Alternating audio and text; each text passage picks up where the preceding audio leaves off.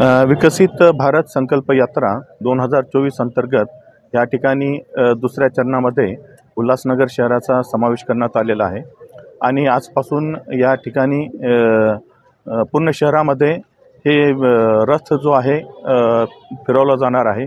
त्याचे ठिकाण आपण निश्चित केलेले आहे। यामध्ये अपेक्षित असं आहे की केंद्र शासनाच्या विविध अशा योजना आहेत, काही वैयक्तिक स्वरूपाच्या आहेत, काही इन्फ्रास्ट्रक्चरच्या आहेत, आदिवासी विकासाच्या संबंधातल्या आहेत, ॲग्रिकल्चरशी संबंधित आहेत किंवा बँकेशी संबंधित आहे, महापालिका ज्या राबवतात त्या आहेत, हेल्थमध्ये आहेत। ह्या अशा अनेकविध योजना असतात ज्याचा नागरिकांना व्यवस्थित माहिती नसते।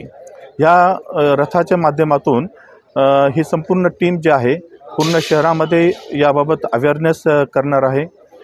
त्या व्यतिरिक्त लोकांचे फॉर्म भरून घेणं किंवा त्यांना ज्या योजनासाठी ते पात्र आहे त्या योजनेमध्ये त्याचा पाठपुरावा करून त्याचा लाभ त्यांना मिळवून देणं, अशा विविध स्वरूपाचे कामं ह्या मार्फत केले जाणार आहे। हा रथ आपल्या शहरामध्ये 10 दिवस असणार आहे। 20 ठिकाणं त्याचे निश्चित करण्यात आलेले आहे, त्याची लिस्टसुद्धा या ठिकाणी आहे।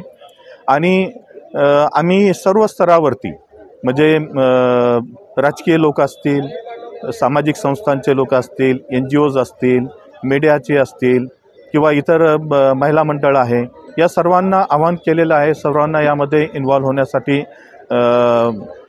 त्यांना आम्ही प्रयत्न करत आहोत आणि त्याप्रमाणे आपल्याला रिस्पॉन्ससुद्धा मिळत आहे। आत्ताच आपण त्याचं उद्घाटन केलेलं आहे, परंतु यामध्ये जे लाभार्थी आहेत ते येत आहेत, विचारपूस करत आहेत आणि ह्या प्रकारे या संपूर्ण संकल्प यात्रेला चांगला रिस्पॉन्स आपल्या शहरामधून प्राप्त होईल अशा प्रकारची अपेक्षा आहे।